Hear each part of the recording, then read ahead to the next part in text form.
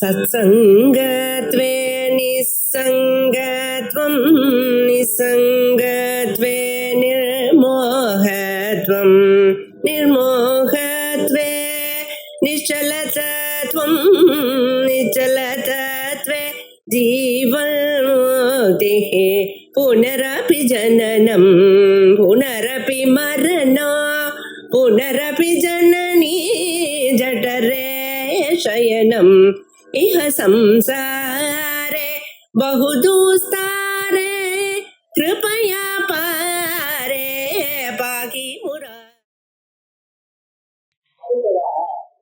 सदुष्टत्यागं सकलम् अतिसन्धाय भवनम् पिता पितस्तत्तद्सिद्धिप्रदपरतन्त्रैः प्रजपतिः पुनः सन्निर्बन्धारचिरपुरुषार्थैकघटनः स्वतन्त्रन्ते तन्त्रम् ஸ்திதிதலமபாதீதலதிதம் சதுஷ்டத்யாதந்திரைஹி. அம்பாள சொல்லக்கூடியதான தந்திரங்கள் 64 தந்திரங்கள். தந்திரங்கள்னா மறைகள், வேதங்கள். இந்த வேதங்கள் அபௌருஷயம். இந்த தந்திரங்கள்னா ஈஸ்வருடைய முகமாக முகத்திலிருந்து வந்தது. இதை மனுஷன் தான் ஆகமம்னு சொன்னது வேதம். ஆகமம் சிவவத்ரேப்சா கதந்த கிரிஜானனே, சிவனுடைய வாக்கிலிருந்து வெளியில வந்தது, அம்பாளுடைய காதுக்குள்ள போச்சு. அதனாலதான் ஆகமம்னு பேரு. ஆன ஆகதம் சிவனுடைய வாக்கிலிருந்து வந்தது. கதந்த கிரிஜானனே அம்பாளுடைய காதல வந்து விழுந்தது அப்படின்னு அம்பாள் கேட்டா பரமேஸ்வரன். அதே ஒரு நிகமம் நிர்கதம் கிரிஜா முகா அம்பாளுடைய வாக்கிலிருந்து வந்தது, சிவனுடைய காதல போய் விழுந்துதான். அதான் நிகமம்னு பேரு. ஆகமம் நிகமம்னு பேரு. இந்த ஆகமங்கள் நிகமங்கள்லாம் வேதங்கள் மாதிரி அனாதியானவை. அது அப்பப்ப அந்த போன ஜென்மாவில் எப்படி இருக்கோ அதே மறுபடியும் இந்த பக்கம் சொல்லிக் கொண்டே இருப்பான். இதெல்லாம் மாறது. இந்த ஆகமங்கள் இருக்க அது எத்தனை இருந்தது? அம்பாளுடைய தத்துவத்தை சொல்லக்கூடியதான ஆகமங்கள் 64.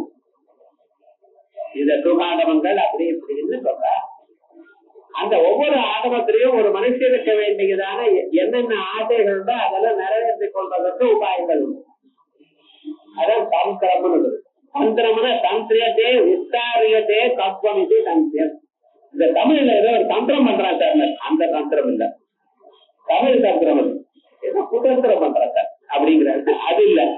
இங்க சம்ஸ்கிருத தந்திரத்துக்கு என்ன அர்த்தம்? தத்துவத்தை விஸ்தரித்து சொல்றது, தத்துவத்தை புரியும்படி சொல்றது, இந்த வாழ்க்கையில மனிதர்களுக்கு உபயோகப்படும்படி சொல்றது. அதுதான் தந்திரம். இப்ப தந்திரம்னு என்ன? அம்பாளுடைய கருணா கடாட்சத்தை இப்பிறவில் நாம் எப்படி அடைவது, நமக்கு வாழ்க்கையில வரக்கூடியதான ஆசைகளை எல்லாம் எப்படி நிறைவேற்றிக் கொள்வது, அதை நிறைவேற்றிக் கொண்டு நம்ம பக்தியை வளர்த்து கொண்டு அம்பாளுல எப்படி சேருவது, இவைகளை சொல்ல கிரந்தங்களுக்கு தந்திரம். ஆனா தமிழ்ல ஏனோ தந்திரம் பண்றாங்க ஏமாத்துறாங்க அர்த்தத்துக்கு வந்து சில நாளோடு அப்படி வந்துருக்கு. ஏதோ அது ஒரு பெரிய கும்பகோணம் சேர்மா. கும்பகோணம்னா ஏமாத்து வித்தியான்னு அர்த்தம். இப்படிப்பட்ட அந்த ஊர்ல எவ்வளவு நல்ல ஊரு, எத்தனை உயர்ந்தவாள்லாம் வந்து இருக்கா. ஆனா என்ன, இந்த காசு வாங்கிட்டு ஏமாத்துறோம் பார்த்தா அது ஒரு கும்பகோணம்னு பேர் விட்டுருக்கான். விவகாரம் ஜனங்களுக்கு நாளோட யாரோ 4 பேர் உபயோகப்படுத்தினா அந்த வார்த்தையினுடைய அர்த்தமே மாறி போயிடும்.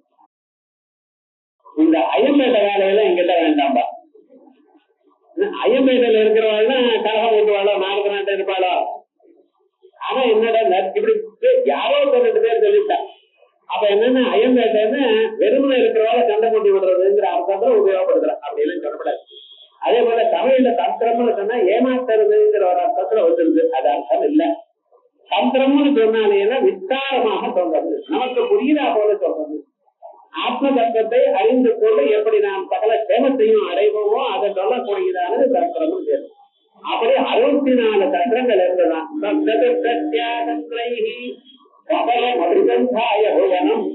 இந்த உலகமெல்லாம் பறவை விட்டு அவளுக்கு என்னென்ன வரணும் என்கிறத சொல்லி இருந்தாலும்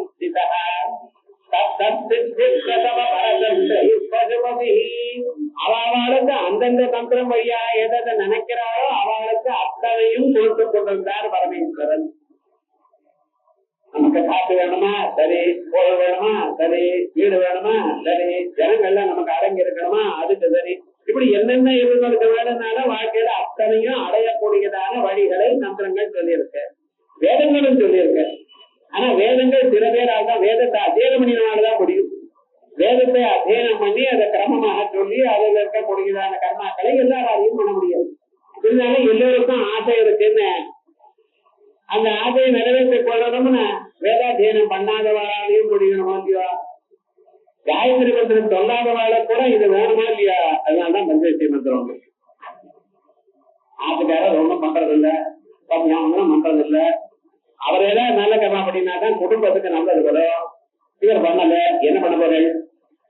அப்ப அந்த அம்மா ஸ்ரீசக்கரத்துக்கு 2 புத்தம் போட்டு பஞ்சவர்த்தி மந்திரத்தை ஜபம் பண்ணிட்டா இருந்தாலே போதும். ஒரு பெரியவர்கிட்ட யாராவது கேட்டுட்டு அப்ப என்ன அவரும் பண்ணிட்டு இருக்கா, இந்த ஜபம் பண்றது ரொம்ப சீக்கிரமா நம்ம தரும். எல்லா விதமான தோஷங்களும் பாபங்களும் போயிடும், குடும்பம் சமர்த்தியா இருக்கும். நீங்க பண்றது உங்களுக்கு மட்டும் இல்ல, 3 தலைவருக்கு நிச்சயமா வரும். உங்களுக்கு, உங்க குழந்தைகளுக்கு, உங்க பேரனுக்கு, அது வரைக்கும் வரும். அதுக்கப்புறம் நீங்களே பண்ணிக்கிட்டுமே 3 தலைமை நிச்சயமா அவளுக்கு வரும். அதே மாதிரி இவ ஜபம் பண்ணினா மேல இருக்கக்கூடியதான 3 தலைவர் இருக்கு பத்தில, அவ பாபம் பண்ணி நடக்காத நோக்கத்துல இருந்தாலும் அவளுக்கு இந்த புண்ணியமாக சேரும். இது பயப்படாது, ஆணுசங்கீகம். நீங்க பண்றது உங்களுக்கு தான் இருந்தாலும் ஆணு போட்டு யாருக்கு வேணுமோ அவளுக்கு போன் வருமா, பக்கத்துல இருக்கிறவங்க காப்பு வருமா வராதோ? அதே போல உங்களுக்காக நீங்க போட்டாலும் மற்றவங்களுக்கு வராப்பட உங்களை அண்டி இருக்கிறவாளுக்கு எல்லாம் அப்படி 64 தந்திரங்கள் எழுதப்பட்டன, சொல்லப்பட்டது. இருந்த போதிலும் நிர்பந்தாது அம்மா சொன்னாலும் இப்படி 64 தந்திரங்களை படித்து எனக்கு ஏதாவது ஒரு வேணும்னா இதுக்கு என்ன பண்ணணும் என்கிறதுக்காக அவன் தேடிட்டு இருக்கிறோம். 64 தந்திரங்கள் படிக்கணும். அந்த தந்திரங்கள்ல என்னென்ன சொல்லியிருக்கேன்னு அலசி பார்க்கிறோம். அதுக்கப்புறம் அனுஷ்டானம் பண்ணணும். இதெல்லாம் இந்த காலத்துல நடக்கிறது. எல்லாரும் ஒரே தந்திரத்துல இருக்கணும், எல்லாவற்றுக்கும் ஒரே சாதனமா இருக்கணும். Universal remedy. எதுக்கு வந்தாலும் பென்சிலுங்கிறாலும் அதே மாதிரி. ஆனா சில பேர் பென்சில் நல்லா சார் அப்பா என்ன பண்றாங்க இருந்தாலும் அதுவரை எல்லோருக்கும் எல்லாவற்றுக்கும் சேமத்தை கொடுக்கணும். அவன் நினைத்ததான எல்லாமும் அவளுக்கு கிடைக்கணும். புண்ணியம் உட்பட, அதே போல மோட்சம் உட்பட, ஈஸ்வரானுகிரகம் உட்பட, மனசு நிம்மதி உட்பட எல்லாம் கொடுக்கிறோம். அதுக்காக என்ன பண்ணோம்னா இன்னொரு தந்திரத்தை உண்டு பண்ணணும். சுதந்திரம் தந்திரம், சுதந்திரமான தந்திரம். இன்னொரு தந்திரத்தை எதிர்பாராமல் இருக்கிற தந்திரம் எது? அம்பாளுடைய காலடி. வேற ஒண்ணும் வேண்டாம். அம்பாளுடைய திருக்கமலத்தை நீங்க தியானம் பண்ணலையா, பாலகமலத்தை தியானம் பண்ணலன்னா இது எதுவும் வேண்டாம். சுதந்திரம் தந்திரம். அது எது பண்றாரு? சித்திதலம் அபாதீதரதிதம். சித்திதலம் பூலோகத்துக்கு கொண்டு வரப்பட்டது. எங்கேயோ தேவலோகத்துல ஸ்ரீபுரத்துல இருந்தது, கைலாசத்துல இருந்தது.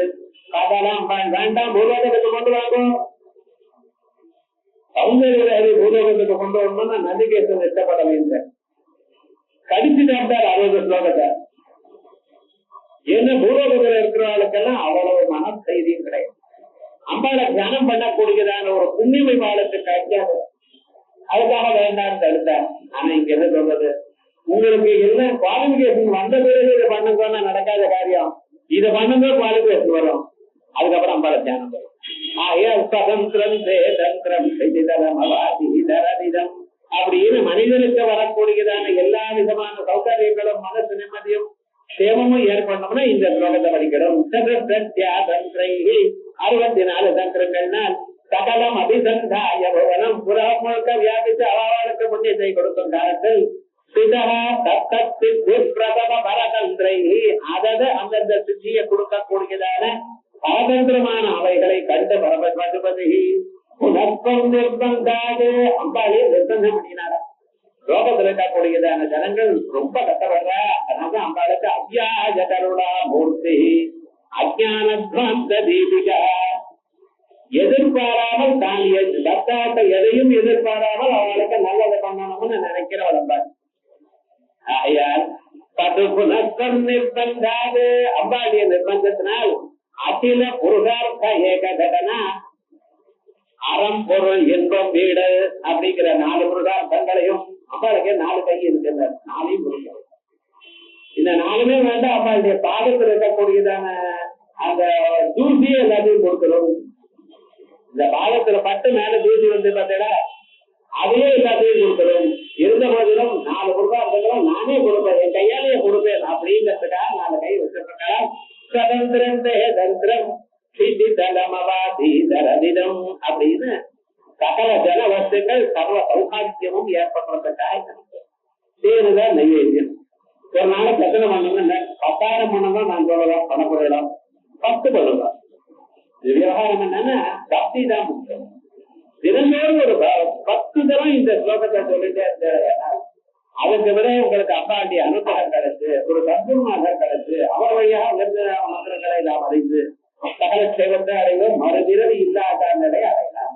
அப்படி உயர்ந்ததான ஒரு பலம். ஒவ்வொரு ஸ்லோகமும் ஒவ்வொரு மந்திரம் இது. இந்த ஸ்லோகத்துல காதால கேட்கறதுக்கே ஜன்மாந்தரத்துல புண்ணியம் பண்ணிருக்கணும். புண்ணிய சிரவண கீர்த்தனா அப்படின்னு அது புண்ணியம் பண்ணியதான் கேட்கிறோம். இது கேட்கறதுனால மறுபடியும் நமக்கு சேமம் ஏற்படும். அப்படி உயர்ந்ததான ஒரு பலம் இது இருக்கக்கூடியதான இந்த மந்திரங்களை பார்த்தோம். அதற்கு பிறகு அடுத்ததாக அடுத்த மந்திரம் சிவசக்திகாமஹா அப்படிங்கிறது. சிவசக்திகாமஹா க்ஷிதிரதரவிஸ்ரீஜகிரணஹ ஸ்மரோ ஹம்சஹ சக்ரஹ ததனுஜ பராமரஹரயஹ அமீஸ்ருல்லேகாபிஹ தித்ருபிஹ அவசானேஷு கடிதாஹ பஜந்தே வர்ணாஸ்தே தவ ஜனனி நாமாவயவதாம். சிவஹ சக்திஹ காமஹ க்ஷிதிஹ அக ரவிஹ சீதகிரணஹ ஸ்மரஹ ஹம்சஹ சக்ரஹ ததனுஜ பராமார ஹரயஹ அமீஹிருல்லேகாபிஹ தித்ருபிஹ அவசானேஷு கடிதாஹ பஜந்தே வர்ணாஸ்தே தவ ஜனனி நாமாவயவதாம். 32வது ஸ்லோகம் அம்பாளுடைய பெயரை சொல்லக்கூடியதான ஸ்லோகம். அம்பாளுடைய பெயர்னா அதான் லலிதா பரமேஸ்வரி, காமேஸ்வரி அப்படின்னு பேர்லாம் இதுக்கு இது என்ன புதுசா சொல்றது அப்படின்னு நினைக்கலாம். ஸ்வரூபம் ஒவ்வொன்றுக்கும் இப்ப பேரு நம்ம சொல்லும் பொழுது வசதா அந்த பேர் அங்க பொருந்துமான்னு பார்க்கணும். பேரே இல்லாதான பேரை சொல்ல முடியாதான ஒரு பொருளுக்கு பேரு சொல்லணும்னா அது கவனமாகத்தான் சொல்லணும். பேர் எப்படி சொல்லணும் அப்படின்னு கேட்டேன்னா, இப்ப சாதாரணமாக ஒவ்வொரு பொருளுக்கும் ஒரு பெயரை சொல்றேன். அத பேரு நமக்கு என்ன பண்றதுன்னு கொஞ்சம் யோசனை பண்ணி பாருங்க. இப்ப புஸ்தகம்னு நான் சொல்றேன். புஸ்தகம்னு சொன்னதுமே உங்க மனசுல என்ன ஏற்படுறது? புஸ்தகத்தினுடைய பொம்மை உங்களுக்கு ஏற்படும்.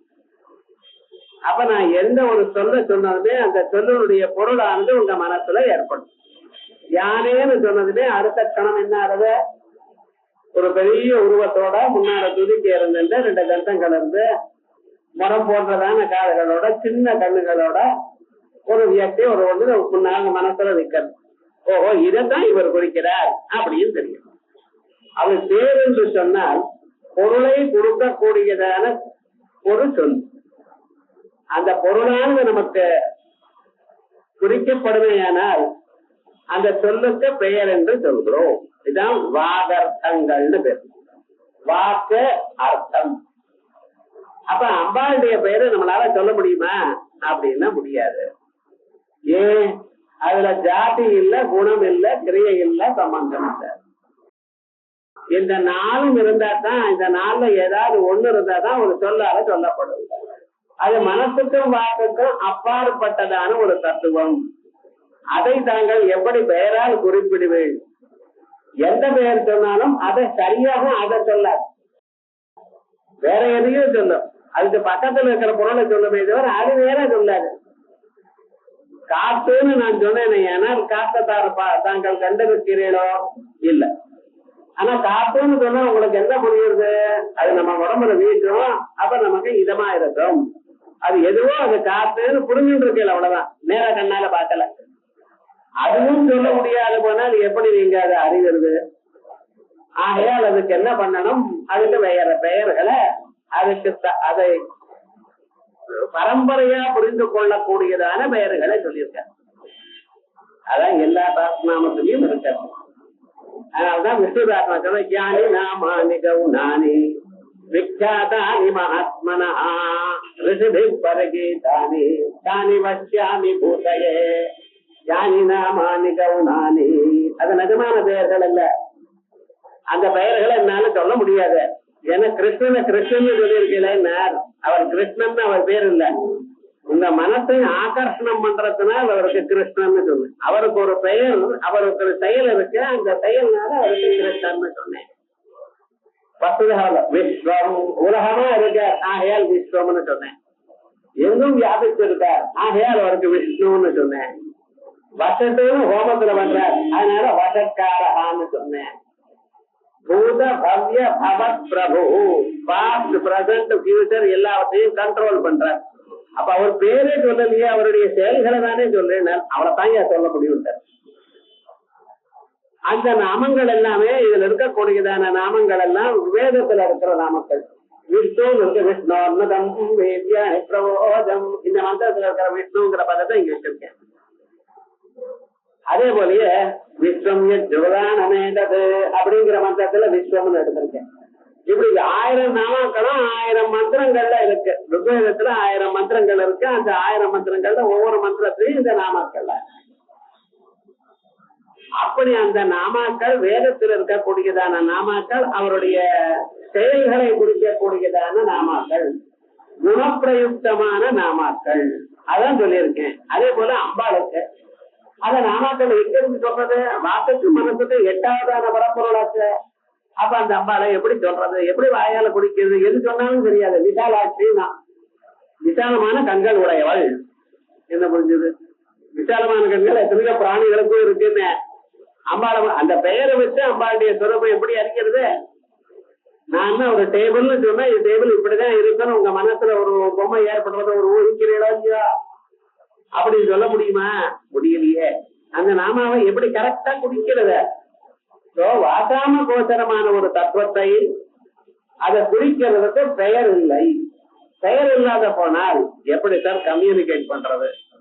லோகத்துல ஒருத்தர் மனசுல இருக்கக்கூடியதான எண்ணத்துல இன்னொருத்தர் மனசுக்கு கொடுக்கறதுன்னா அது வார்த்தையாலத்தான் கொடுக்க முடியும். அந்த வார்த்தையும் சொல்ல முடியாதுன்னு நான் என்ன பண்ணுவேன் அப்படின்னு திண்டாடுறேன். அப்பொழுது அதை குறிக்கிறதுக்காக அம்பாளுடைய உருவத்தையே ஒரு ஒரு விதமாக நமக்கு அம்பாளுடைய உருவமானது 15 எழுத்துக்களால அமைஞ்சிருக்கு. மாத்திருக்க ஆவர்ண ரூபிணி. இதற்கு முன்னால நான் சொல்லும் பொழுது அம்பாள் கையில அக்ஷமாலை இருக்குன்னு சொன்னேன். ஜபமாலை இருக்கு. இந்த ஜபமாலைக்கு அக்ஷமாலைன்னு பேரு. ஏன் அக்ஷமாலைன்னு பேர் வச்சிருக்கேன்? 6 இருந்து ஷா வரைக்கும் வரக்கூடியதான எழுத்துகள். அதோட முடிவு. 6 இருந்து 6 வரைக்கும் இருக்கக்கூடியதான எழுத்துகள் எல்லாமே அம்பாளுடைய உருவமா இருக்கு. அம்பாளை குறிக்கிறதாக இருக்கு. ஒவ்வொரு எழுத்தும் அம்பாளை குறிக்கிறது. ஆகையால் அக்ஷமாலா அப்படின்னு. அதே விதமாக அந்த எழுத்துகளிலே ஒரு 15 எழுத்துகள் தனியா இருக்கு. அது அம்பாளை குறிக்கிறான். அந்த 15 எழுத்துகள் என்னங்கிறது இந்த ஸ்லோகத்துல சொல்றார். சிவஹா சக்தி காமஹா ரிதிஹி அதரவிஹி சீதகரணஹா. ஒவ்வொன்றுக்கும் தனித்தனியாக இந்த நாமாக்கள். சிவஹான்னா ககாரம், சக்தினா ஏகாரம், காமஹான்னா ஈ, சிதி லா. அதுக்கு பிறகு ரவிஹி, ரவிஹின்னா ஹா அப்படி. சீதகிரணஹா சந்திரன் சகாரம். அதே போல ஸ்மரஹா ககாரம், ஹம்சஹா அகாரம், சக்கரஹா லா. இதற்கு பிறகு பரா, பராபீஜத்துக்கு சகாரம்னு. அதுக்கப்புறம் சக்கர மாரஹா ககாரம் ஹரிஹி லகாரா. இது என்ன சார் ஒண்ணுமே புரியலையே? என்னமோ காலா ஏலா அப்படின்னு என்ன அர்த்தம்? அதோட இல்ல, இந்த எழுத்துக்களுக்கு பின்னால அமி திருல்லேகாபிஹி திருதிருபிஹி அவசானே கட்டிதாக. அமி இவைகளெல்லாம் 3 இடங்களில் திருல்லேகையோட சேர்ந்து அப்ப என்ன அவசானே கட்டிதாக பஜந்தே வர்ணாஸ்தே. தவ ஜனனி நாமாவயவதாம். இந்த எழுத்துகள்லாம் உங்களுடைய பெயரை சொல்லக்கூடியதான வர்ணிக்க கூடியதான எழுத்துகளா இருக்கு. வர்ணம், வர்ணம்னா நம்ம கலர்னு ஒரு அர்த்தம் பண்றோம். வர்ணம்னா வர்ணிக்க கூடியது, தங்களுடைய உருவத்தை, தங்களுடைய ஒரு செயலை, தங்களுடைய ஸ்வரூபத்தை வர்ணிக்க கூடியதான எழுத்துகளா இருக்கு. அப்ப இந்த 15 எழுத்துகளும் 15 12 தான் சொல்லியிருக்க. 3 இடத்துல ஸ்ரீம சேர்த்துக்கணும். சேர்த்துட்டோம்னா அம்பாளுடைய மந்திரம் ஆகிறது அப்படின்னு பஞ்சதசாட்சரி மந்திரம் அப்படின்னு. அந்த பஞ்சதசாட்சரி மந்திரம் அம்பாளுடைய உருவமே. இப்ப நாம நாமினோகோ அபேதா அப்படின்னு ராமான்னு சொல்றோம். அந்த ராமாங்கிற ஒரு சொல்லுக்கும் ராமாங்கிற ஒரு பெயருக்கும் அந்த வியக்திக்கும் வித்தியாசம் இல்லை. இது சாதாரணமாக நம்ம கொண்டிருக்கோம். ராமனை பூஜை ராமாயணமா அப்படின்னு பூஜை பண்ற. ராமாயணமான நேரம் என்ன பண்ணணும்? நீங்க ராமனை எதிர்க்க வைத்துக் கொண்டு அவருக்கு நமஸ்காரம் பண்ணணும். அதான ராமாயணமாங்கிற சொல்லுக்கு அர்த்தம். ராமனுக்கு நமஸ்காரம்னு சொன்னா நமஸ்காரம் பண்றதுன்னு எப்படி பண்றது? அந்த வியக்தியை எதிர்க்க நிக்க வச்சு அப்ப நமஸ்காரம் பண்ணா ராமனுக்கு நமஸ்காரம். ராமனுக்கு வந்து நிக்கிறாரோ நிக்கல. ஆனா ராமாயணமாங்கிற சில சமயத்துல புஷ்பத்தை அந்த ராமனுடைய படத்துக்கு போடுறது ராமாயணமான்னு, சில சமயத்துல அதுவும் இல்ல மனசார ராமாயணமாங்கிற. இந்த ராமாங்கிற ஒரு பெயர் இருக்கிறத இந்த பெயரானது அந்த வியக்தியை சொல்றது. அந்த பெயருக்கும் அந்த வியக்திக்கும் அபேதம். அதே போலயே இந்த 15 எழுத்துக்களுக்கும் அம்பாளுக்கும் அபேதம். இந்த 15 எழுத்த சொன்னேன்னா அம்பாளை நேரா சொன்ன மாதிரி. ஆகையால் அதான் மந்திரத்தினுடைய விசேஷம். மந்திரம்னு சொன்னா சாதாரணமாக எழுத்துக்களை தாங்கள் சொன்னாலும் அந்த வியக்தியே அங்க இருக்கு. அந்த ஸ்ரீசக்கரத்தை இதை சொன்னதுமே அந்த வியக்தியே அங்க உட்கார்ந்துட்டு இருக்கா. உங்க முன்னால உங்களை அனுகிரகம் பண்றதுக்காக உட்கார்ந்துட்டு இருக்கா. ஆகையால் இந்த 15 எழுத்துகள் பஜந்தே வர்ணா தவஜனனி நாமா அவயவதாம், உங்களுடைய பெயர்களுடைய அவயவங்களா ஆகிறது அப்படின்னு சாதாரணமாக அர்த்தம். மேலோட காணக்கூடியதான ஒரு அர்த்தம் அப்படின்னு அம்பாளுடைய திரு உருவத்தை 15 எழுத்துகளோட பஞ்சதிசி மந்திரமாக இங்க சொல்லப்பட்டிருக்கு. இந்த 15 எழுத்துகளோட இருக்கக்கூடியதான பஞ்சதிசி மந்திரம் 3ஆக பிரிஞ்சிருக்கு. அந்த 3ஆக பிரிஞ்சிருக்கக்கூடியதான அம்சம் எப்படி பிரிஞ்சிருக்கு? முதல் 4 எழுத்து கா ஏ ஈலா அப்படின்னு வரிசையா சொன்னார் பார்த்தீங்களா, இவையெல்லாம் அக்னி கூட்டம். அதற்கு பிறகு இருக்கக்கூடியதான 5 எழுத்துகளுக்கு பார்த்தீங்களா, அதானது சூரிய மண்டலம். அதுக்கு மேல சகலமாக இருக்கு பார்த்தீங்களா, அது சந்திர மண்டலம். இந்த 3க்கும் மேல ஒவ்வொன்றிலையும் ஹரியும் ஹரியும் ஹரியும் சேர்த்திருக்கேன். அவைகள்லாம் பிரம்ம கிரந்தி, விஷ்ணு கிரந்தி, ருத்ர கிரந்தி. ஒவ்வொரு இதுக்கும் நடுவுல இந்த கிரந்திகள் இருக்கு. அப்படி ஏதோ சொல்லிட்டு இருக்கேன் சார். இது என்னமா நமக்கு உபயோகப்பட போகிறது அப்படின்னா, இது உபயோகப்படுறதுன்னு இல்ல, நம்ம சரீரத்துக்குள்ளேயே இப்படி இருக்கு. அம்பாளுடைய ஸ்வரூபம் சோம சூரிய அக்னி லோச்சனா சொல்லிட்டு இருக்கலாம். அதே போல அம்பாளுடைய ஸ்வரூபம் என்ன? 3 தேவதைகளுடைய வடிவமாக இருக்கு. திரிகண்டோ மாத்திருக்க மந்திர சோம சூரிய நலத்மலா அப்படின்னு சூரியன் சந்திரன் அக்னி இந்த 3 தான் முக்கியமா இருக்கு. நட்சத்திர சூரியோ பாதின சந்திர தாரகம் நேமா வித்யுதோ பாந்தி குதோயம் அக்னி. சூரியன் சந்திரன் அக்னி தான் வேதம் சொல்றது ஜோதிஸ்வரூபமா. அந்த 3க்கும் அப்பாற்பட்டதா 3க்கும் சேர்ந்து தாண்டினதான ஸ்வரூபமாக அம்பாள் இருக்கா. இது பார்க்கணும். சாதாரணமா நம்ம உலகத்துல அக்னி ஜோதிஷன்னு சொல்றோம். ஜோதிஷனுடைய வழிபாடு ரொம்ப பிராச்சீனமானது.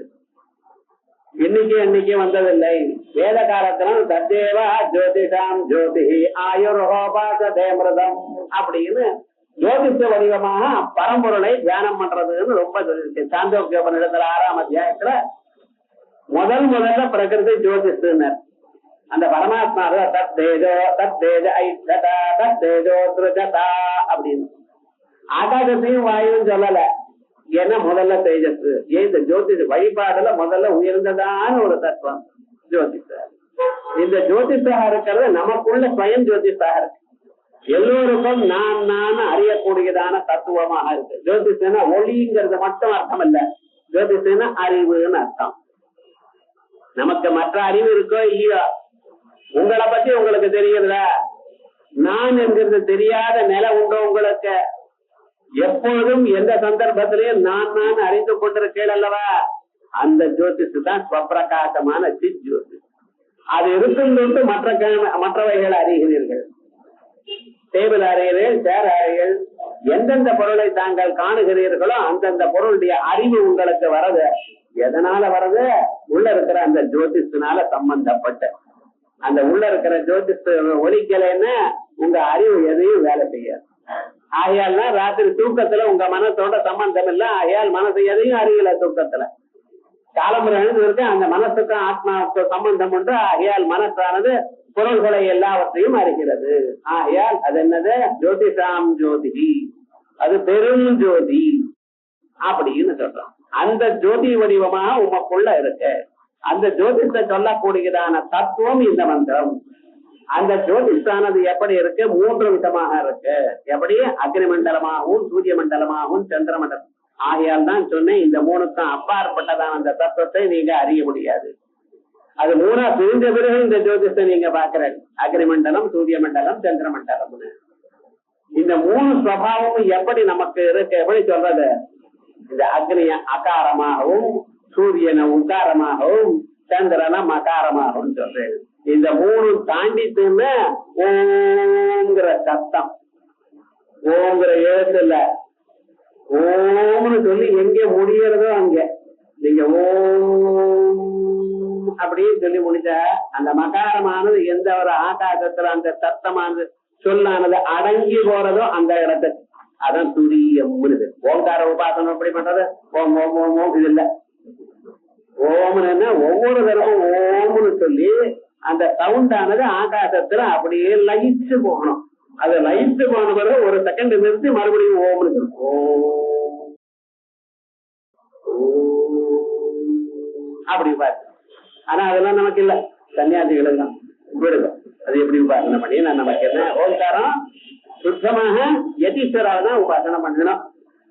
இருந்தாலும் அந்த ஓம் எனக்கூடியது என்ன சொல்றது? அவ உபாசிக்கட்டும். ஆனா அங்க என்ன நடக்கிறதுன்னு பாருங்க. அந்த அகார உகார மகாரங்கள் உங்களுடைய சரீரத்தில் இருக்கக்கூடியதான 3 நிலைகளை சொல்றது. அகாரம் ஜாகிரத்தையும், உகாரம் சொப்னத்தையும், மகாரமானது தூக்கத்தையும். அந்த 3ஐயும் தாண்டினதான லயத்தை, அந்த 3ம் எங்கு லயத்தை அடைந்திருக்கோ அந்த லயஸ்வரூபமானது அது துரியமான நிலையை சொல்றது. இந்த ஜாகிரத நிலையில நம்ம இஷ்டமாக 19 புலன்கள்னால 19 புலன்கள், 5 அறிவு புலன்கள், கண்ண காது மூக்க நாக்கத்தோடு, 5 செயல் குணங்கள், பாணி பாத பாயு பசம், கையை காலை ஒடுக்கிறது போறது வேண்டாம். அதுக்கப்புறம் 5 பிராணங்கள், பிராண அபான தியான உதான சமானம். மனசு இது பண்றதா அது பண்றதா, போறதா வேண்டாமா கிளாஸுக்கு.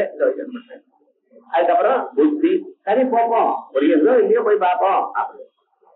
அப்புறம் நான் என்ன போனேன் அப்படி. போன வாரம் சொல்றதுக்கு இன்னைக்கு சொல்றதுக்கு சரியா ஆப்போசிட்டா இருக்கு சார்.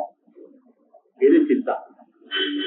இப்படிப்பட்டதான எண்ணங்கள் மொத்தம் எத்தனை சொன்னேன்? முதலையே எண்ணணும்னு சொல்லணும். இப்ப சொல்றேன் 5 அறிவு புலன்கள், 5 செயல் புலன்கள், 5 பிராணங்கள், மனசு, புத்தி, சித்தம், அகங்காரம் எல்லாம் சேர்ந்து 19.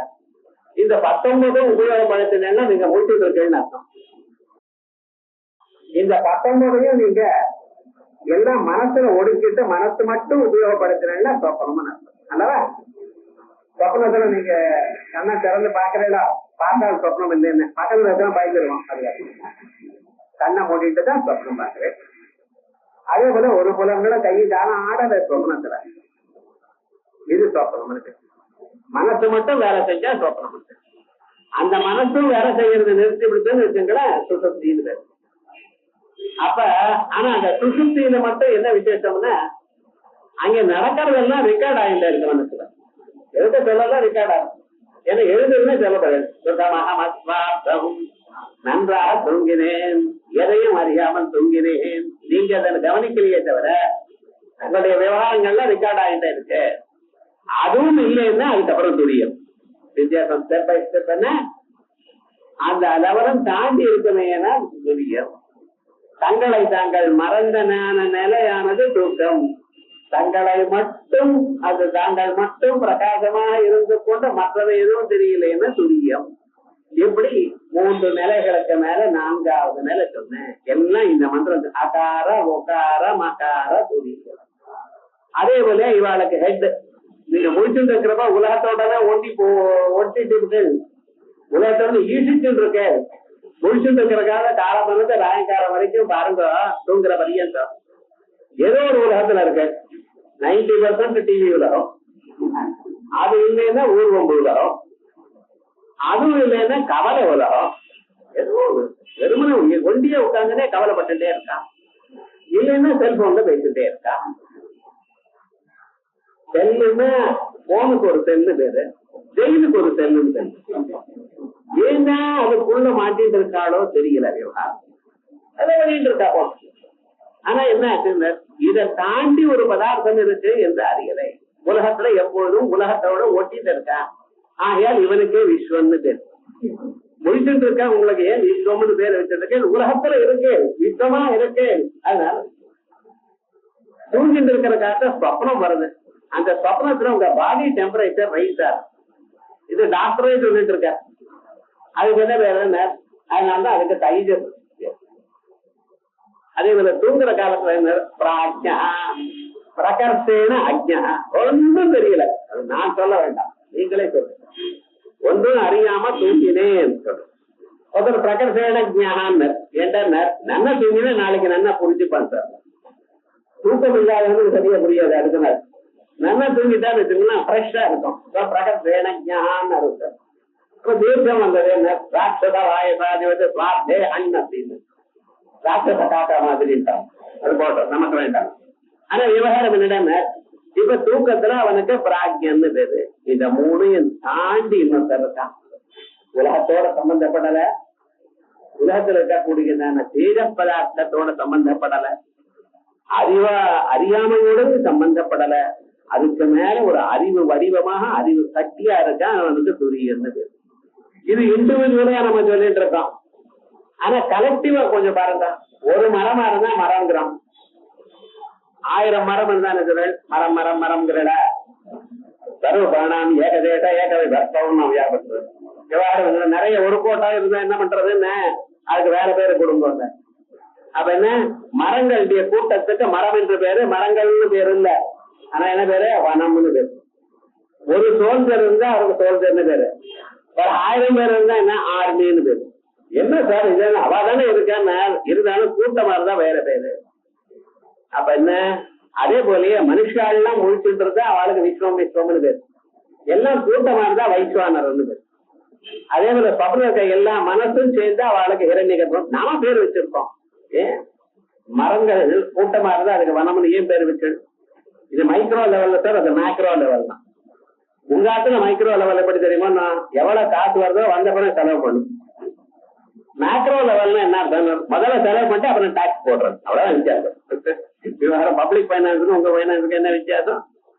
முதல்ல இவ்வளவு செலவுன்னு சொல்ல வேண்டியது, காசு அப்புறம் வரணும். ஏதோ பண்ண வேண்டியது.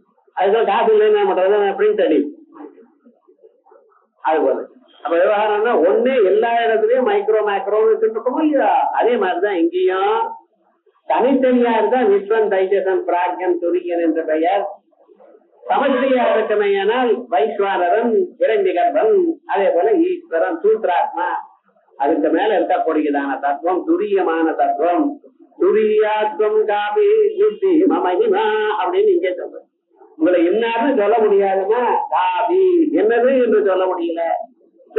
மகிமா மகிமைக்கு அப்பாற்பட்டதான தங்கு தடங்கள் இல்லாதான மகிமையோட கூடியதான ஒரு தெய்வம். இப்ப நம்ம என்ன சொன்னா, அம்பாளுடைய ஸ்வரூபம் ஓங்கார வடிவமாக இருக்கு. அந்த ஓங்காரமாக 3 ஜோதிஷா இருக்கு. அக்னிமண்டலம், சோமமண்டலம், சந்திரமண்டலம் அவைகள்லாம் நம்ம சரீரத்துக்குள்ளேயே எப்படி இருக்கு.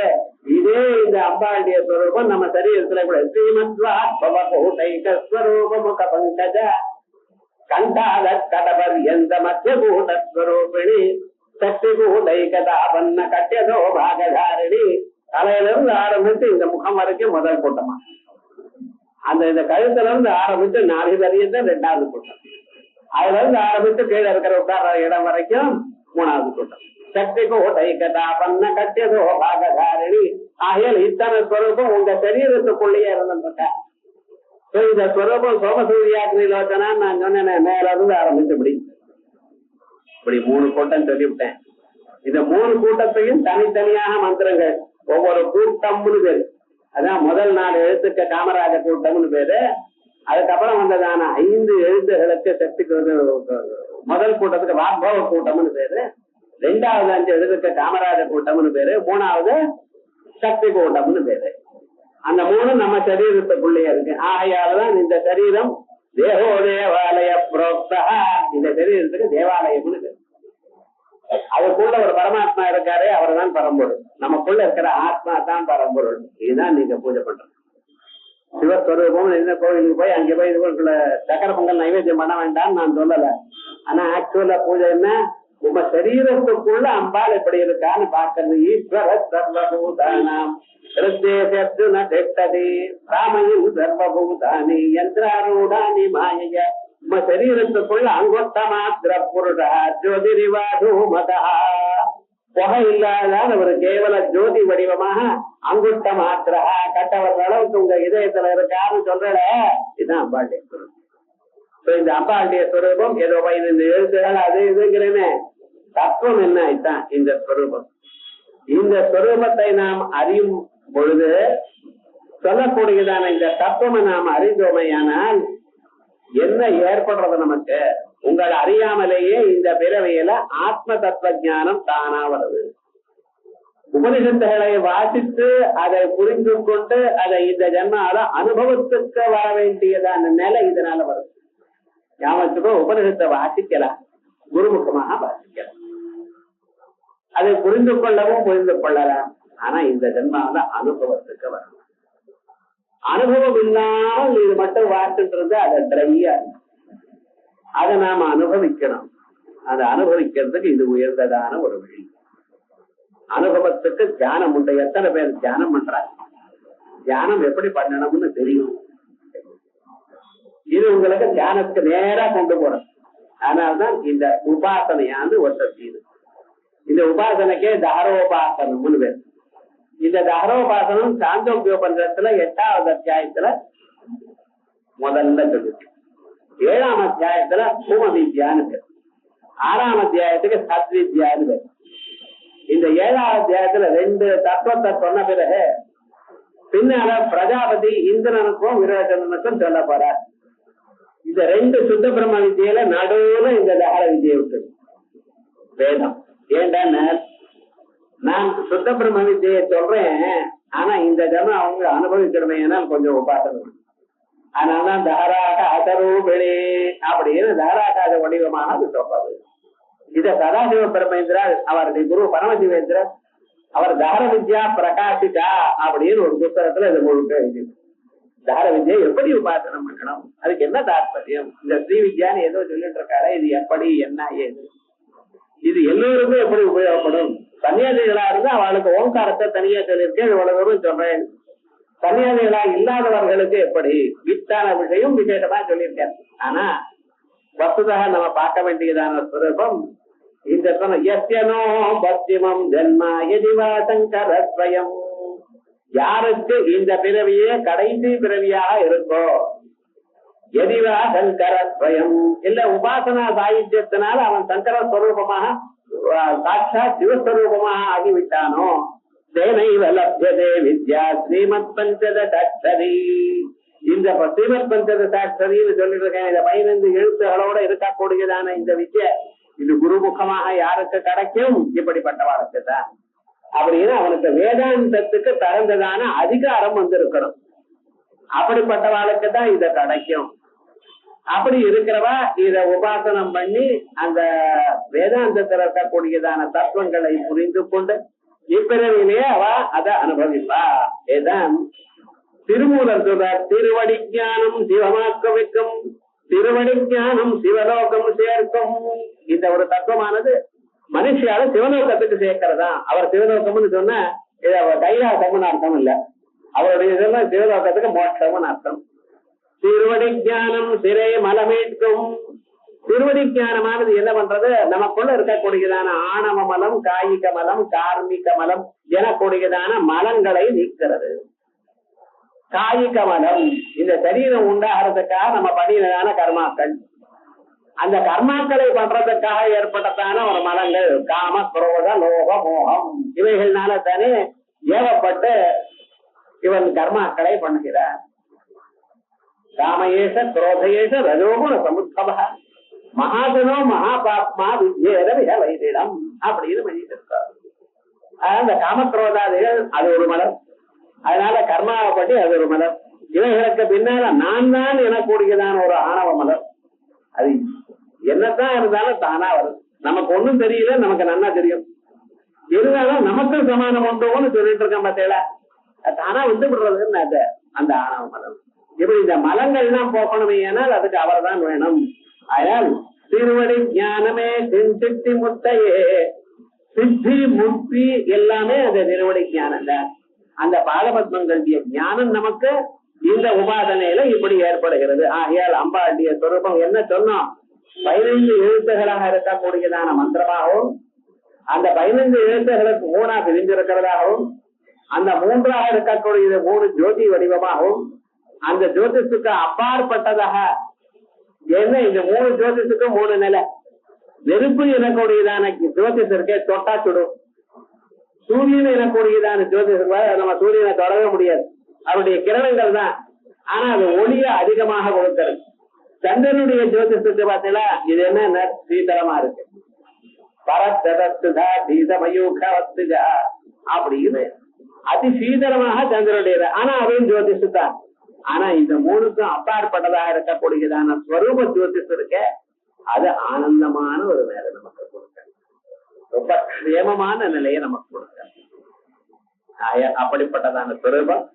அந்த ஸ்வரூபம் இந்த 15 அக்ஷரங்களுக்கு அப்பாற்பட்டதாக ஒரு எழுத்தாக இருக்கு. அதுக்கு சந்திரகலான்னு. அந்த சந்திரகலையானது 16வது கலையா இருக்கு. அது அழியாததான கலை.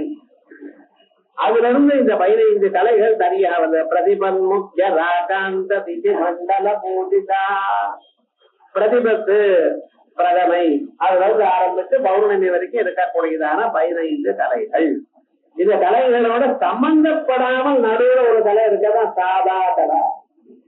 எப்போதும் சதா வித்தியமான கலா, அழியாதார ஒரு நமக்கு அறிவு அப்பப்ப வர்றது போறது. எல்கேஜில ரைம்ஸ் ஏதாவது ஞாபகம் இருக்கா உங்களுக்கு? இத்தனை நாள் ஆச்சா இவ்வளவு புத்தி வளர்ந்துருக்கே, இதை மறந்துட்டு வேண்டாம் நினைச்சேன் மறந்தேன். அது ஸ்கூல்ல வார்த்தை ஏதாவது ஞாபகம் இருக்கும்? பாதிக்கு மேல வந்துட்டோம். என்ன ஞாபகம் இருக்கேன்? இப்ப நமக்கு இருக்கிற ஒரு ரொம்ப ஞாபகம் இருக்கு, அவ்வளவு. இது கொஞ்ச நாளா மறந்து போயிடுவேன். ஆனா எல்லாவற்றையும் அப்பப்ப அறியக்கூடியதான திறமையை கொடுக்கக்கூடியதான ஒரு சக்தி உள்ள இருக்க பார்த்தீங்களா, அதான் சாதாரணங்கள். அது எதோடையும் சம்பந்தப்படாது. அது இருக்க தொட்டுதான் உங்க புத்தியானது அப்பப்ப அதை கத்துக்கிறது. ஒரே குஞ்சுக்கு 4 குழந்தைகள், ஒரு பட்சி. அது ஒண்ணு திருடன் எடுத்துட்டு போயிட்டான், ஒண்ணு ஒரு பண்டிதர் எடுத்துட்டு போனார். இந்த பண்டிதன் எடுத்துட்டு போன கிளி இருக்கு பார்த்தா, அது ஏதோ திருமந்திரம் அது இது சொல்றது. ஆனா இந்த திருடன் எடுத்து போன கிளி அடி வெட்டு குட்டுங்கிறது. 2 ஒரு அம்மாவுக்கு பிறந்ததானே. ஆமா சுவாமி, அது வளர்ந்த ரீதி. இது இங்க இருக்கக்கூடியதான தத்துவத்தை புரிஞ்சுட்டு, அது அங்க இருக்கக்கூடியதான திருவண்ணாமலை புரிஞ்சுட்டு. ஆகையால் தாங்கள் எங்க இருந்ததுன்னா அதுக்கு தகுந்தா போல அத்தனையும் அறியக்கூடியதான திறமை உங்களுக்கு இருக்கு. எதையும் நீங்க அறியலாம். அறியக்கூடியதான திறமை உள்ள இருக்கக்கூடியதான பரப்பொருள் கொடுக்கிற அந்த ஒரு தத்துவம் இருக்க, அதான் ஷோடசி. அதான் இதுக்கு மேல இருக்கக்கூடியதான தத்துவம் சந்திரகலா தத்துவம். அது இதோட சம்பந்தப்படாது.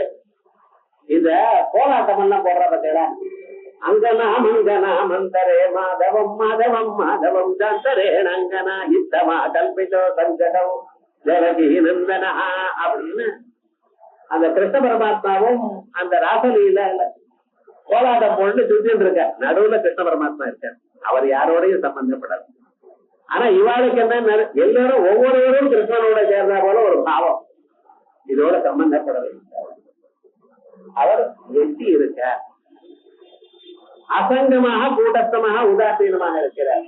என்ன சார் இப்படி எல்லாம் சுத்திட்டு இருக்கா, குதிச்சுட்டு இருக்காரு. குதிக்கிறவா குதிக்கிட்டா நான் ஆனந்தமா, நான் என்னுடைய ஆனந்தமா புல்லாங்குழல் ஊதிட்டு இருக்கேன். இதான் ராசலீலா வைத்தவர். அதான் நமக்கு வேதாந்தத்துல அசங்கோக்கிய எம்பொருடா சொன்னதே அதான். அந்த அசங்கமான தத்துவம் தான் இங்க அந்த அம்பாள சந்திரகலா.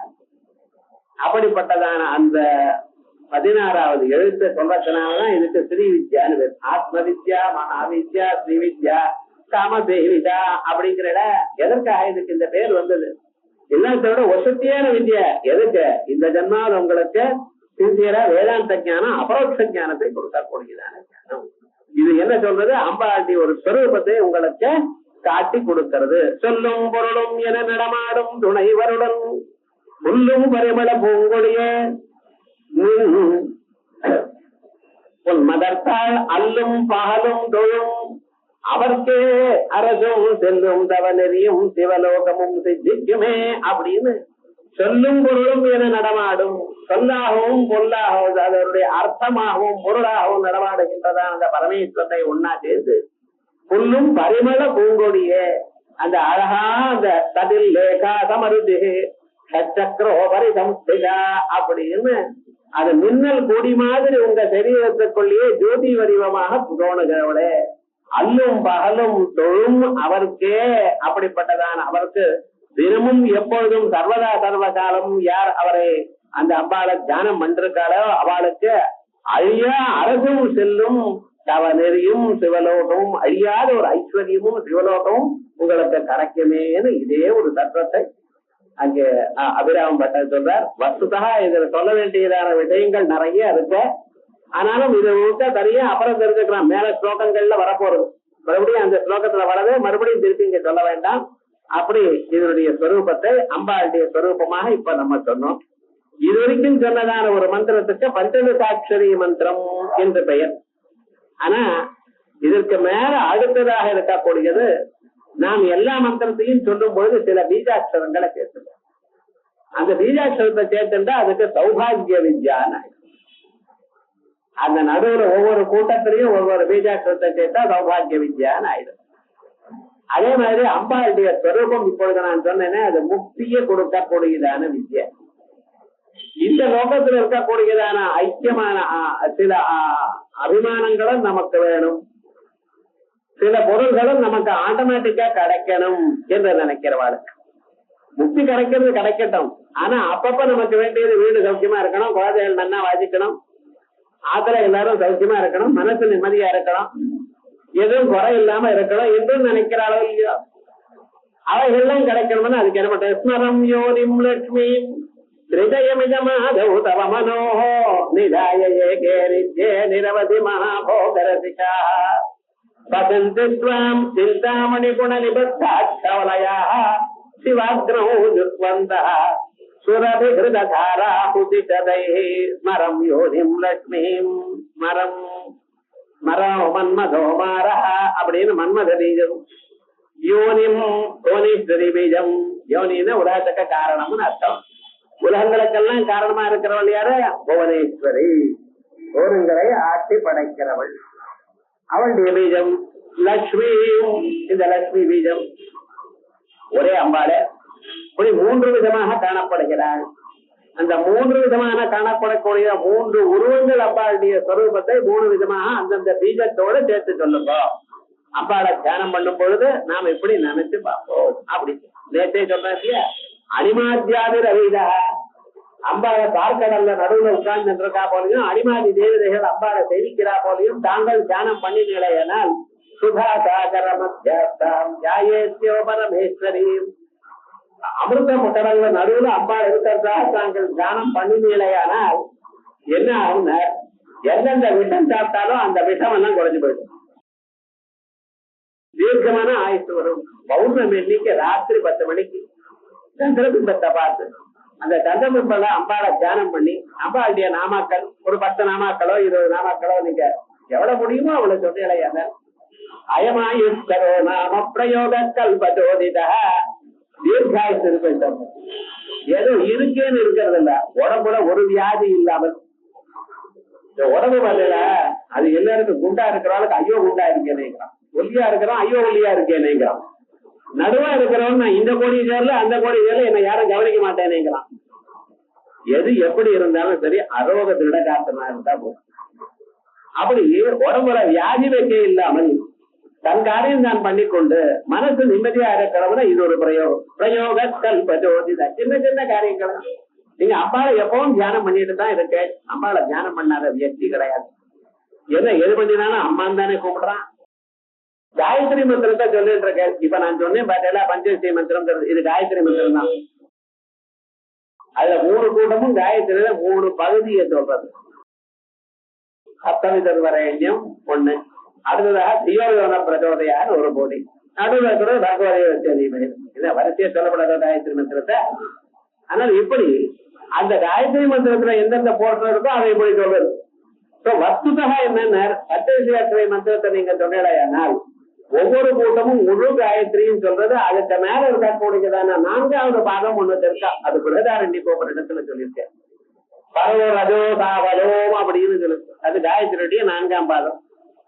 இத்தனையும் சேர்ந்து அதனுடைய ஒரு எசன்ஸையும் சேர்த்து இருக்கு. ஒரு காலத்துல பிரம்மதேவர் இந்த உலகத்துக்கெல்லாம் ரசம் என்ன அப்படின்னு தேடி பண்ணி ஆரம்பிச்சு. உலகத்துல எசன்ஸ் என்னதான் இருக்கு அப்படின்னு இருக்கிற எல்லா பொருளுக்கும் எசன்ஸா இருக்கிறது அதனுடைய சொல்லான வேதங்கள் அப்படின்னு. மறைகள் தான் எசன்ஸ். இது ஆற காரியமா இது 4 வேதங்களை ஒரு மனுஷன் என்ன படிக்க முடியுமா? அதுக்குள்ள எசன்ஸ் பாருங்க. ஒவ்வொரு வேதமா எடுத்தார். ருக்வேதத்துக்கு எசன்ஸ் பூன்னு கண்டுபிடிச்சார். எஜுர்வேதத்துக்கு எசன்ஸ் புவஹான்னர். சாமவேதத்துக்கு சுவஹான்னர். இப்ப 4வது வேதம் அடக்கி போயிடு. வர்த்தோட இந்த 4 வேதங்களுடைய எசன்ஸ் 3 வியாகிருதிகளா கண்டுபிடிச்சார். அப்புறம் பார்த்தார் இதுவும் கஷ்டமா இருக்கு, இன்னும் எசன்ஸ பார்க்கணும். அப்படியா? அதுக்கும் எசன்ஸ் ஓம்னு கண்டுபிடிச்சார். ஆகையால் தான் காயத்ரி மந்திரத்தை சொல்லும் பொழுது ஓம் எனக்கூடியதான பிரணவத்தை சொல்லி ஓம் சுவகான 3 வியாகிருதிகளை சொல்லி அதுக்கப்புறம் தத்தவிதுகம் ஆரம்பிக்கலாம். இப்படி ஆரம்பிச்சாதான் இவனுக்கு அமிதமான ஒரு பலம் ஏற்படுகிறது அப்படின்னு. அதுலயும் உங்களுக்கு சாதாரணமாக லௌகிகமான காயத்ரியில 3 பாதங்கள் தான் சொல்ற. திரிபதா காயத்ரி 4வது பாதத்தை சொல்றது இல்ல, உபதேசமே பண்றது இல்ல. இந்த 4வது பாதத்தையும் சேர்த்து சொல்லணும். அந்த 4வது பாதம் லோகத்துல சொல்லி கொடுக்கறது இல்லையே, நம்ம அனுஷ்டானம் பண்றது இல்லையே அப்படின்னு சொல்லலாம். ஆனா இந்த பஞ்சவசி அம்பாளுடைய மந்திரத்தை சொன்னேனால் 4வது பாதத்தோட சம்யாகிருதியமாக சப்பிரணவமாக சொன்னா எந்த பலமோ அந்த பலன் வருது அப்படின்னு சொன்னோம். ஆனா அத்தனையும் முக்திக்கு உபயோகப்படும், சித்த சுத்திக்கு உபயோகப்படும்.